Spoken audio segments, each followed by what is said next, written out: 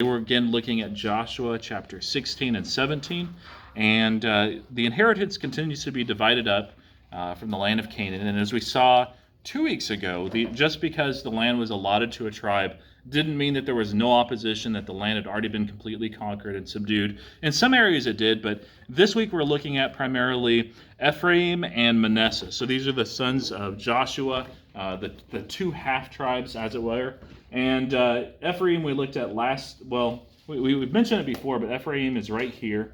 And there's times when you're reading in the Bible, by the way, it'll mention Judah and Ephraim. And so basically the southern tribes, Simeon and Judah, sometimes it was just lumped together and it was called Judah.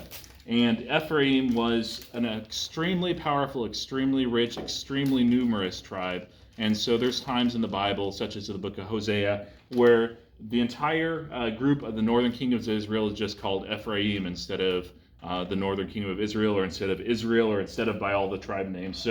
But when it's talking about Ephraim this week, it's just talking about this little area. And we're also going to look at Manasseh. Manasseh is the other part of that half tribe, and it's very interesting. We'll look at why this is, but there's East Manasseh and there's West Manasseh, and it's not a West Virginia type thing. There's a reason for it, and we'll look at that a little bit, but those are the two areas. This area, by the way, was conquered already and subdued, and before they even entered the Promised Land, because again, the Jordan River was the boundary here, and so this was before, under Moses. And then this West Manasseh was an area that we're going to read about, but a lot of it was not subdued at all. That there was a lot of very strong people there and strong military implements. So let's look at the book of Joshua in chapter 16. Chapter 16 is one that we're actually going to read all of this. When we look at next week, we look at the division of the rest of the tribes.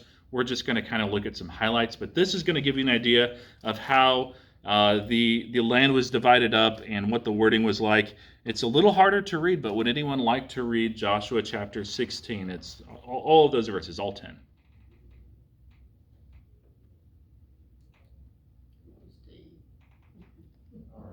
I knew it. Good job, Steve.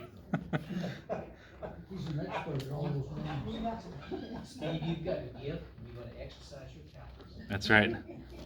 The gift of tongues, not the way that some people talk about it. But I can tell. The allotment of the people of Joseph went from Jordan by Jericho, east of the waters of Jericho, into the wilderness, going up from Jericho into the hill country to Bethel. And going from Bethel to Luz, it passes along to Ataroth, the territory of the Archites. Then it goes westward to the territory of the Japhlethites, as far as the territory of lower Beth-horon, then to Gezer, then it ends at the sea.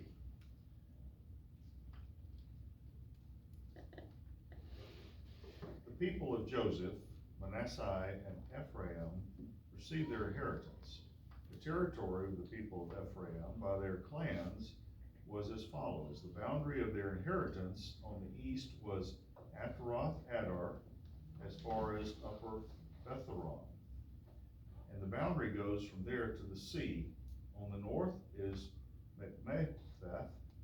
Then on the east, the boundary turns around toward Tanath Shalloh and passes along beyond it on the east.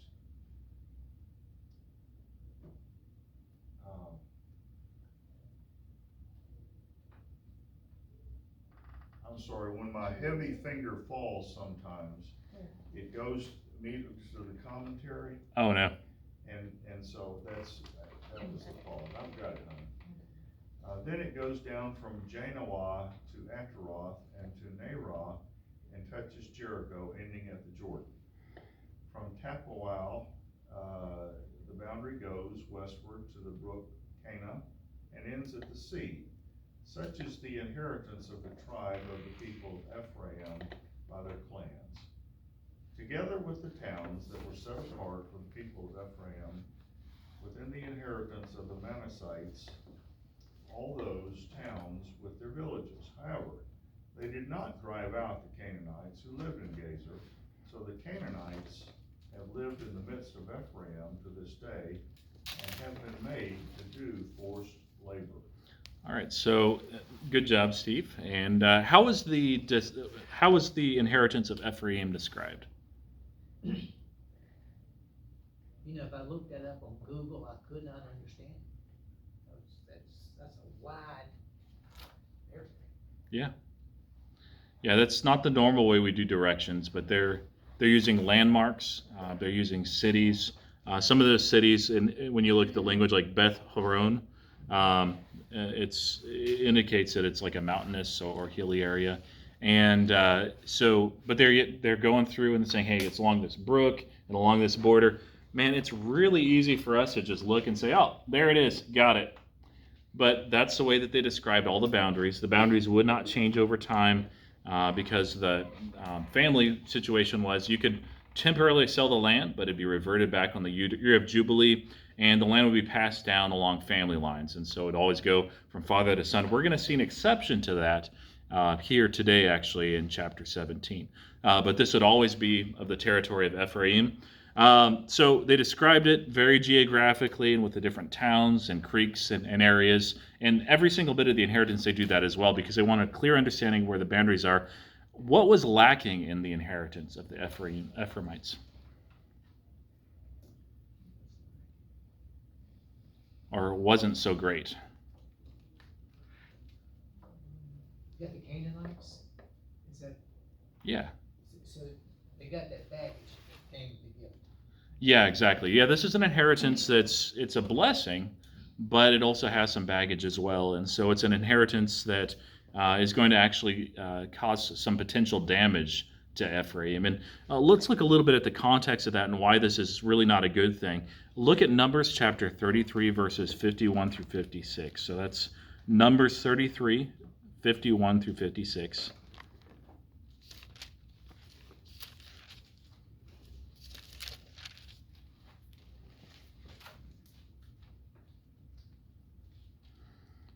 Would anyone read those verses for us? Numbers 33, 51 through 56. This is easier, by the way.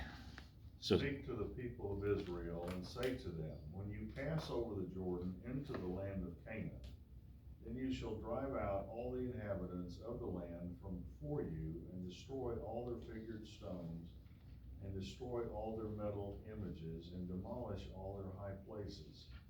And you shall take possession of the land and settle in it. For I have given the land to you to possess it.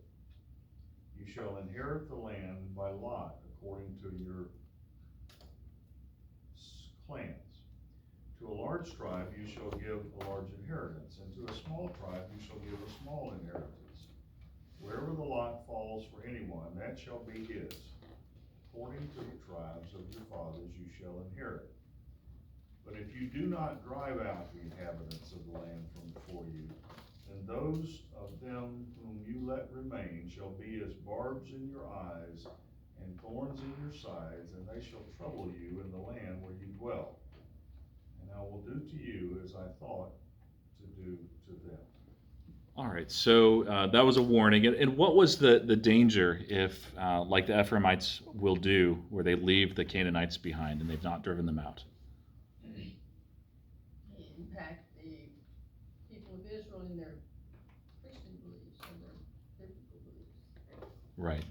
Yeah, there's a parallel passage in Deuteronomy where Moses has warned them as well, and it specifically mentions not worshiping their gods and not marrying their people, because that will happen over time. That some of those customs and beliefs, instead of the Jewish people, well, it happened in reverse sometimes, where the Jewish people would influence the people around them, like the Gibeonites we looked at, who were left in the land, and they actually become a part of Israel over time. But here, most of the time, the Israelites become like those people that they're around, and so they start worshiping, and they still worship God. And they've actually found archaeological indications where people are like writing these prayers to like God and to the goddess Asherah, so Yahweh and Asherah, and it's like, this is bad, guys. This is really bad. So they'd be in their mind, they'd be like, well, we're not forsaking God. We're just adding other gods on. That's perfectly fine.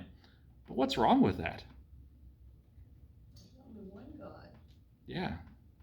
So it's even more egregious in this, but it's like if you have a child that, is saying, hey, happy Father's Day, love you, Dad, And also to my other like 150 dads that I've added on, love you guys too. Thanks for raising me, taking care of me. It's like, that's okay. That's crazy, because those guys don't exist. They're not your father. That's not your relationship with them. And second, kind of a slap to the face. But it's even more severe with God, and so it's very potentially damaging to the Israelites. And so it describes them as a barb in your eyes and thorn in your side. Have any of you ever had just a really nasty thorn or barb or fish hook that you got caught in you? You want to share about that? Oh, it hurt, a fishing hook. Yeah. And they stick in there, and you have to get pliers and pull it out, or Yeah. it's painful thinking. I've had some of those times. We did a lot of fishing up in Alaska, and I wasn't a very good fisherman, but you'd put a lot of weight on the hook because you want it to go near the bottom of the river. And it's a little different in Alaska because you have those big currents, and so you're casting, and the hook's bobbing and going all the way around, and you have the weights near the bottom, and so you're lifting it up and flipping it back in. And if you're not real careful, you lift it up, and that fish hook is going to go right in your face. So had a lot of close calls. So barb in your eye or thorn in your flesh, not fun. Now, this is something that was a beautiful inheritance that the people of Ephraim, who were very strong, mighty fighters, warriors, they subjected the Canaanites. They had them at their mercy, but they didn't drive them out of the land. And so instead of this being just a wonderful inheritance for all the people that were descendants, instead was a beautiful inheritance that had a danger. And this danger was that these people would have eventually turned away from God. And that's exactly what happened. Is both in West Manasseh and Ephraim, this was kind of the more populous area, I would say, in northern kingdom of Israel. And Samaria right here would become the capital when the two kingdoms broke apart.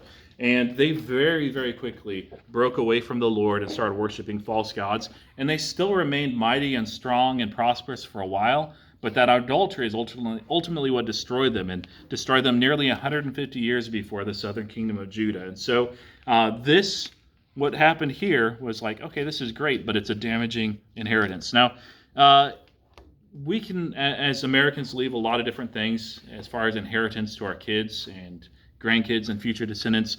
Is there any inheritance that you can think of?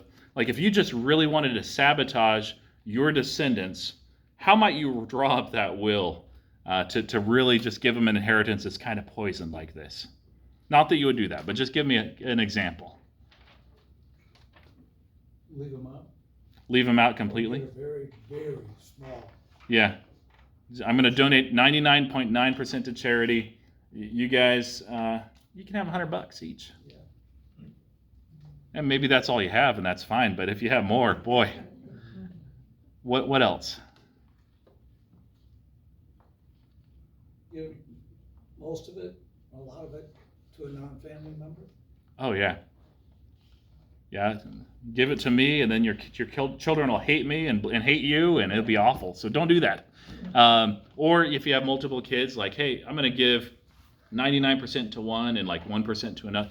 It's bad. There's a way to do that. Sometimes in inheritance and in wills, there's a lot of conditions that are put on there.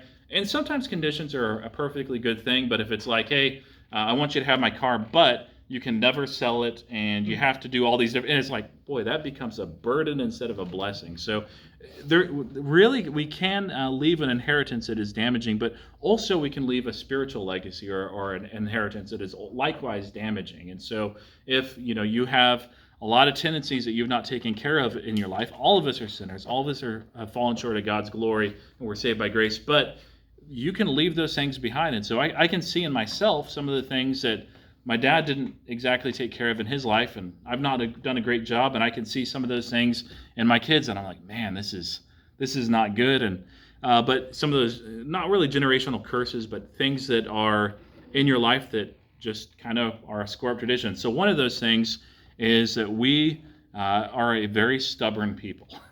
And that stubbornness can be a really big blessing because it's like, hey, I'm going to be stubborn for God, and God told me this, and I'm going to do it no matter what. And I've done that before. But there can also be the very foolish stubbornness where I'm right and I know I'm right. I'm going to argue this really stupid point and make people mad just because I'm that stubborn. And it's like, man, that's foolish. That's not good. So we need to be very careful to leave an inheritance behind that is not poison, that is not, doesn't have something left behind that can damage future descendants. And so that's the case of what happened with Ephraim's family. We're going to also see that that's the case with Manasseh as well. The two tribes were very closely associated. But let's look at just part of chapter 17. So would someone read verses 1 and 2 for us in chapter 17? There was also a lot for the tribe of Manasseh, for he was the firstborn of Joseph, namely the firstborn of Manasseh, the father of Gilead, because he was a man of war. Therefore he was given Gilead and Bashan. And there was a lot for the rest of the children of Manasseh, according to their families, for the children of Abiezer, the children of Helek, the children of Azrael, the children of Shechem, the children of Hefer, and the children of Shemitah. These were the male children of Manasseh, the son of Joseph, according to their families. So that first couple of verses mention Gilead and Bashan, and that's this area right here. East Manasseh, already subjugated. It was part of their allotment. They asked Moses and the Lord to be given that, and they were granted that. Now, there's a problem with the inheritance. Well, there's two problems, actually, with the inheritance that we're going to see in these next couple of verses. But in verses 3 through 6, I'll read this part here. But it mentioned Hefer right before, that there was these 5 sons of Manasseh, and Hefer, we'll say Heifer, that's fine. I don't know how it's pronounced, and heifer sounds too much like a cow, so Hefer, I guess. Now, Zelophehad, the son of Hefer, son of Gilead, son of Machir, son of Manasseh, had no sons, but only daughters. And these are the names of his daughters: Mahala, Noah, Hogla, Milcah, and Tirzah.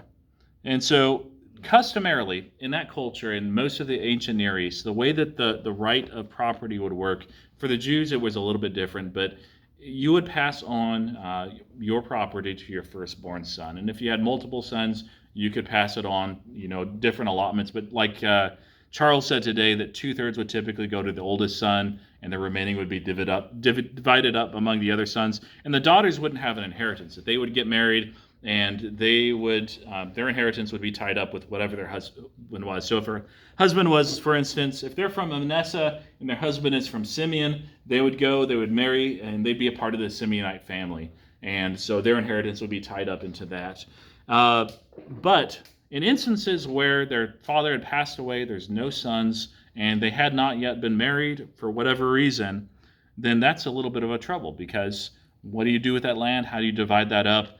And there were some different ideas. And what happened basically is these people are going back to something that God had decided through Moses. And so it says, they approached Eleazar the priest and Joshua the son of Nun, the leaders, and said, "The Lord commanded Moses to give us inheritance along with our brothers. So according to the mouth of the Lord, he gave them an inheritance among the brothers of their father. Thus there fell to Manasseh 10 portions, besides the land of Gilead and Bashan, which is on the other side of the Jordan, because the daughters of Manasseh received an inheritance along with the sons." And so briefly, we can look at that at Numbers chapter 27, verses 1 through 8. It's Numbers 27, verses 1 through 8. And I won't read the whole portion of it, but basically it's that situation has come up, that they've already taken part of this land. They're on the other side of the Jordan. They've not entered the promised land. And this is a troubling situation. And so they approach Moses and they say, "Hey, give us a possession along with our father's brothers." And so Moses brought the case before the Lord. And so the way that worked was, of course, Moses was their leader, but he was also kind of like the Supreme Court, that there was people that were set up above the 10s and the 50s and the 100s and the 1000s. And if the case was especially difficult, it would be brought to Moses, who would bring it to the Lord. And so that's basically, you can think of this as a Supreme Court, that they've gone all the way up the channels, I would expect, by this point, because that was what was done at this time. And they've asked, and everybody's like, that's a good one. I don't know what to do here. I'm going to refer it to the next person. And that's exactly what Moses does. And so Moses brought their case before the Lord. He's like, "Man, that's a stumper. Hey, God, you know everything. You're all wise. You're all powerful. What do I do in this situation? There's these girls. They're not married. Their dad died. They have no brothers, and they want an inheritance.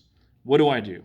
And so the Lord said to Moses, "The daughters of Zelophehad are right you shall give them a possession of an inheritance among their father's brothers, and transfer the inheritance of their father to them. And you shall speak to the people of Israel, saying, if a man dies and has no son, then you transfer his inheritance to his daughter. If he has no daughters, you give it to his brothers. If he has no brothers, you give it to his father's brothers. And if the father has no brothers, then you shall give it his inheritance to the nearest kinsman of his clan, and he shall possess it. And it shall be for the people of Israel a statute and a rule, as the Lord commanded Moses. And so really the point with that is, typically in the ancient Near East, they gave very few rights, if any, to women. They had none. But all the way through Numbers and Deuteronomy especially, but even in Exodus, even in Genesis, the way that God regarded women and the way that God regarded foreigners, the way that God regarded children, is he charged Israel in a special way to look after the widows, the orphans, the strangers, the poor, the sick, versus if you look at all these other legal codes. Have you heard of the Code of Hammurabi before? Yes. That's one that I'd heard in the past that was like, it's kind of comparable to the laws in the Old Testament as Moses was writing them up. There is some truth to that. It wasn't just completely out of the blue, and they had similar laws in Egypt. They had similar laws among the Hittites. The main difference was, in almost every section, it would start off with, for the elite man, and then would have this law that would apply and protect the elite man's rights and property, and would say almost nothing about women, would say almost nothing about orphans, would say nothing about the foreigners living among them. It was just the elite of the elite. And so the law was designed, in a lot of respects, to protect those that already had stuff, that they had the wealth, they had the property, they had all the slaves and different people, and so it was about protecting them. And that was not how God wanted things to be. And so instead he charged the Israelites. This is just one example. In Deuteronomy 10:17-18, he says, for the Lord your God is a God of gods and Lord of lords, the great, the mighty, the awesome God, who is not partial and takes no bribe. He executes justice for the fatherless and the widow. And all the way through, there's probably 50 instances where God specifically charges the Israelites to take care of the widow and the orphan and to have special consideration to the alien and stranger. And so some of what we've seen in Joshua is that special care of foreigners that we saw initially. Rahab, you remember her? What nationality was she?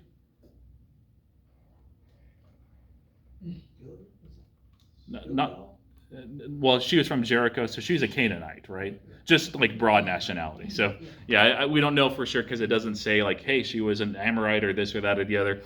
So Rahab, but she became an Israelite, right? Caleb, what nationality was he, if you remember? Caleb? Yeah. Jewish. He actually wasn't Jewish. He was a Kenizzite, which was, you might have missed that one. We got it recorded, so if you want to see it.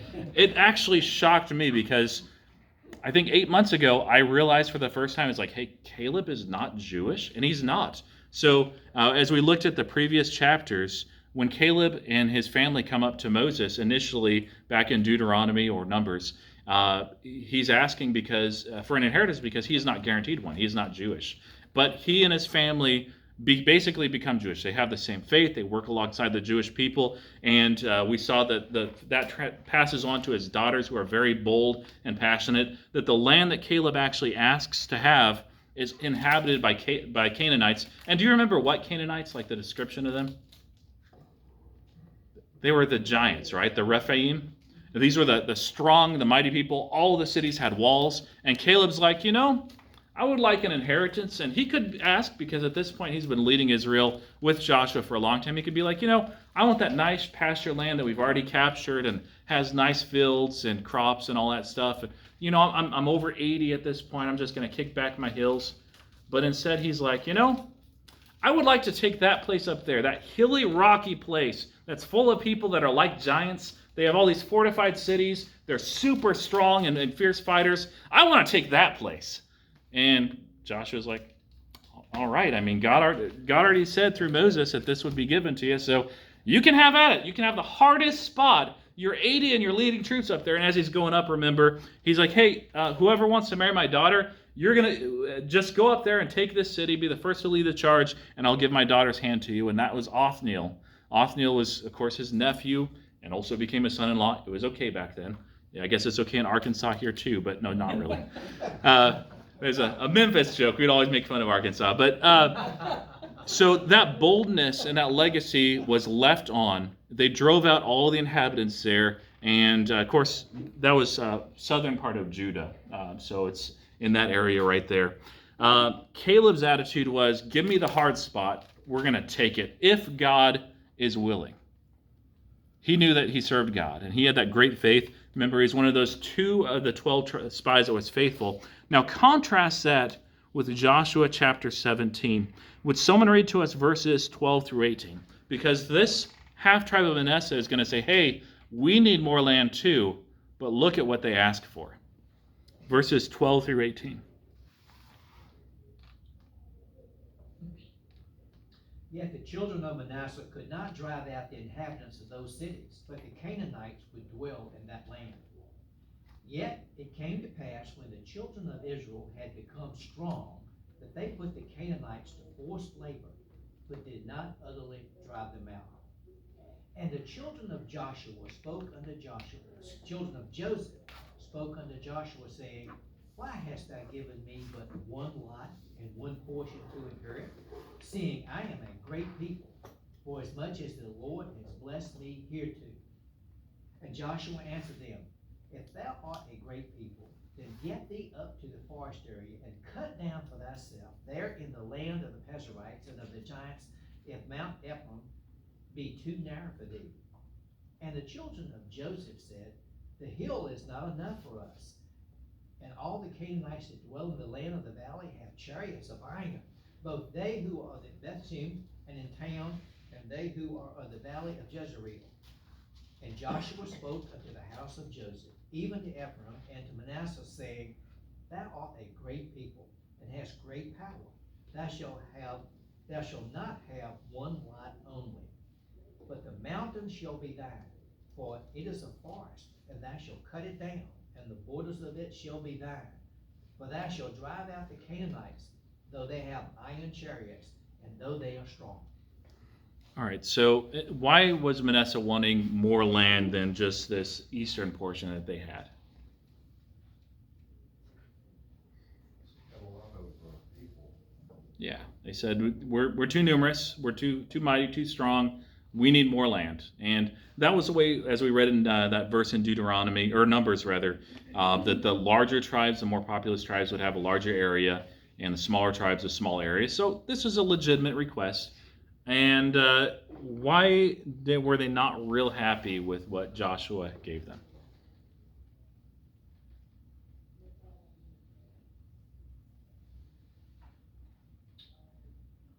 Well, they would have to work to clear the ground. In 2 ways, right? Yeah. There's And they would have, and the people that were there were tough. They were, yeah. Yeah, those chariots of iron, it's not that the chariots are completely made of iron, but there's iron spikes on it. These are not scythe chariots, but chariots back in that day and age worked very well in the area that was more low-lying, that was more of a plain area. And so there's a lot of hills in there, but there's also a lot of big, broad valleys. So Jezreel is right here that it mentions. And there's a lot of different conflicts that happen throughout the Bible right there, because that's just a natural funnel. Great place to grow crops, but it's interesting because archaeologically, all around on the hills and the mountains around this valley, there's all kinds of settlements, but there's very, very few in the actual valley itself, because there'd be people that come and they would raid on horses, or they'd have chariots that would just tear through. And a chariot on open ground in some of these areas that were more flat and level was unrivaled. That it was like having a tank against a bunch of people wielding pitchforks. You just wouldn't be able to stand up against it very well. And there's a lot of times when you look at, especially in Judges, where they're still combating some of these Canaanite people, and they're saying, well, we can't beat those guys because they have chariots. But what did Joshua say to the people of Manasseh?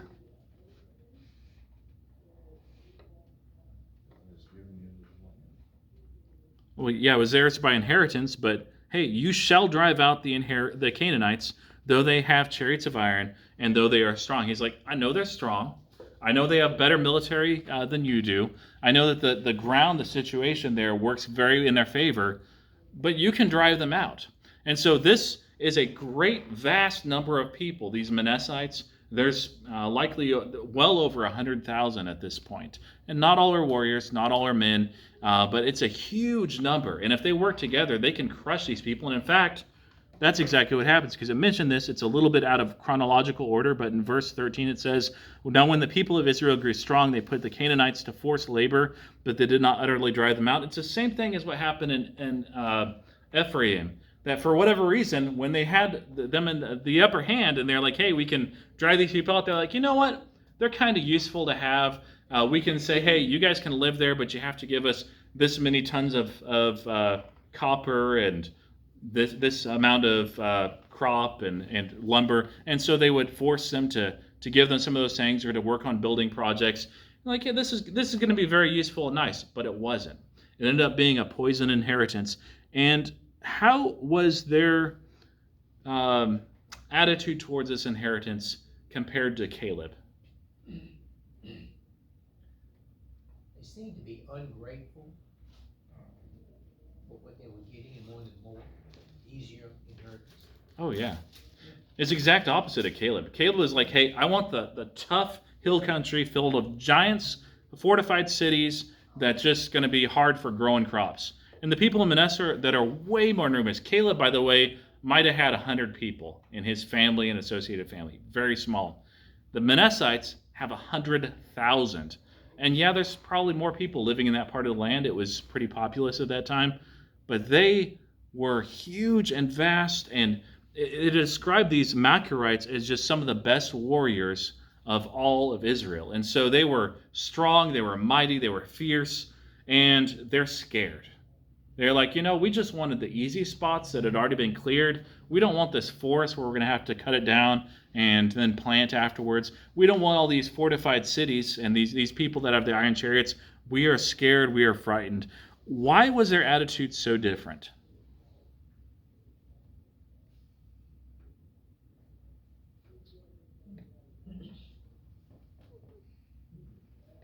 We don't know this for sure, but why might? There's no definite answer. Why might their attitude have been so fearful and scared and ungrateful? Pride? How so? Well, because he had a bigger group, so I'm the bigger guy in town. Yeah. I deserve more. Mm-hmm. Respect me. You're not giving me the respect I deserve. Something like that. I'm entitled. Yeah. A lot of entitlement. And what else? They probably forgot how God had worked for them in the very beginning. Yeah, this is a generation.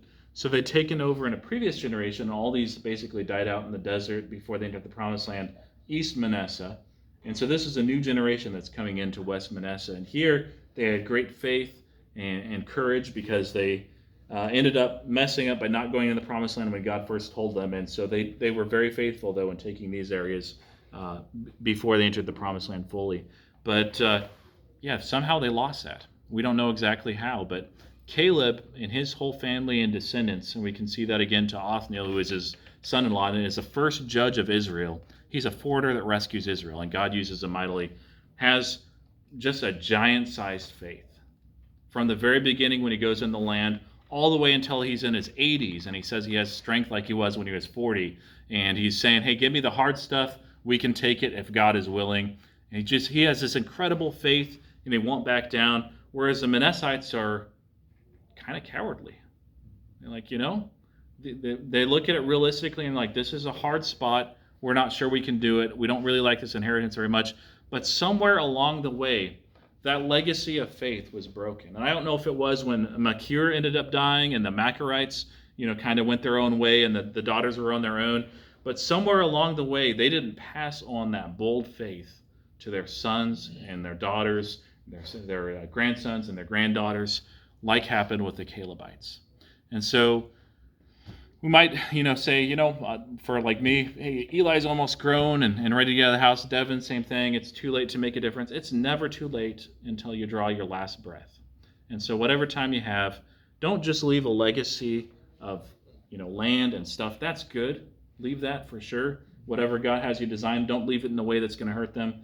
But be conscientious in thinking of leaving that spiritual legacy as well, of the faith in the Lord. And so if you've not, I know that sometimes distance and time can separate, but if you've not talked to your kids about the importance and the joy of serving God and bringing up some of those past memories, be sure to do that, because you want to leave that kind of legacy as well, so that when your children, grandchildren, great-grandchildren, if the Lord tarries, great-grandchildren are facing huge opposition like these people in Manasseh, that they won't be afraid in looking at those people that are opposing them, but they'll remember the stories of their ancestors and be looking to that great God who is their God to serve them and rescue them. Let's pray. Lord, thank you for your love. Thank you, Lord, that we have an inheritance through you, through your Son, Jesus Christ, that we can look for, that doesn't spoil or fade, and is not tainted, Lord, that there's no downside to it at all. In this life, Lord, we know that we're here just for a time. Help us make an impact for you, Lord, with our remaining gifts, talents, time, and ability, because we know that the day is drawing near and soon that you will return. And we look forward to that, Lord, but in the meantime, help us continue to live in a way that leaves a legacy and inheritance for our biological descendants, certainly, but also for those that are around us as well that may not be directly related, but help us do so in a way to be salt and light in this country, Lord, because our country is turning away. Our country is going astray, just like what happened with Ephraim and Manasseh, where they turned away and their country was destroyed as they turned to false idols and false belief.